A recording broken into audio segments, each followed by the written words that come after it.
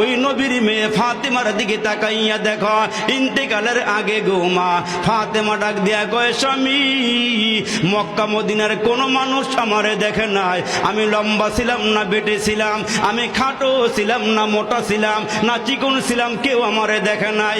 জীবদ্দশায় যেহেতু আমারে কেউ দেখে নাই, মরার পরেও যেন কেউ না দেখে আমারে, আমার লাশটা যেন দেইকা মন্তব্য করতে না পারে।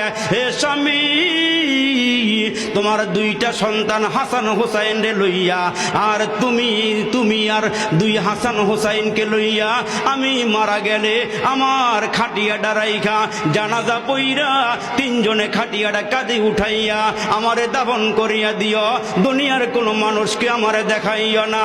হযরতে আলী ডাক দিয়া কয়, ফাতেমা রে, খাটিয়া বহন করতে 4 জন লোক লাগে।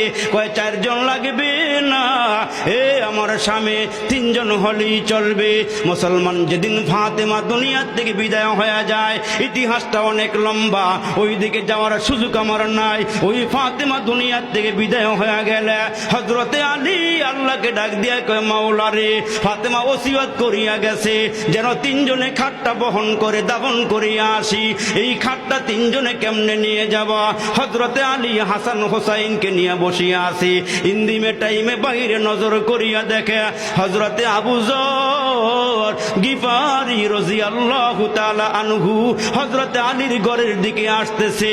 হযরতে আলী ডাক দিয়া কয়, হাসান হোসাইন রে, ওই যে আবু যর গিফারি রে দেখা যায়। কাছাকাছি আসলে পরে হযরতে আবু যর গিফারিকে ডাক দিয়া কয়, আবু যর, তোমাকে এই মুহূর্তে এখানে কে পাঠাইলো, কে আসার জন্য বলেছে?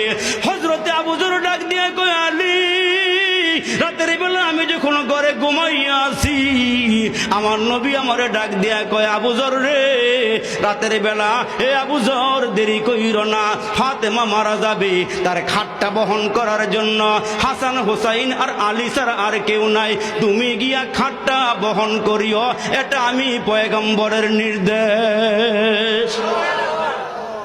এজন্য আমার মায়েরা পায়ে হাত দিয়া বলিয়া যায়, আপনার সন্তান হিসাবে, আপনার ভাই হিসাবে আমি বলিয়া যাই, মাগো পর্দা সহকারে চলাফেরা করিয়া তোমার অঙ্গ প্রত্যঙ্গ গুলো পরপুরুষকে দেখাইও না।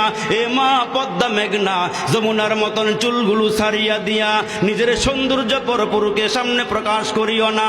আল্লাহ ডাক দিয়া কয়, বড় বড় যুগের নারীদের মতো উলঙ্গ অর্ধ উলঙ্গ হইয়া রাস্তায় না দিবে, তার উপরে শুকরিয়া আদায় কইর, যখন যা পাইবা তখন তুমি শুকরিয়া আদায় কইর। জোরে কন্যা সুবহানাল্লাহ। আমার নবী ডাক দিয়া কয়, 5 ওয়াক্ত নামাজ পড়িরো, রমজান মাসের রোজা রাইখো, স্বামীর খেদমত কইরো, পর্দা সহকারে চলাফেরা কইরো, সতীত্বের হেফাজত কইরো। এই কয়েকটা কাজ যে নারী করিয়া মারা যাবে, এই কয়েকটা কাজ যেই নারীরা আমল করিয়া মারা যাবে, আল্লাহর পয়গম্বর ডাক দিয়া কয়, উম্মতের নারীরা, তোমরা তোমাদের মরতে দেরি হবে, আল্লাহর জান্নাতে যাইতে দেরি হবে না।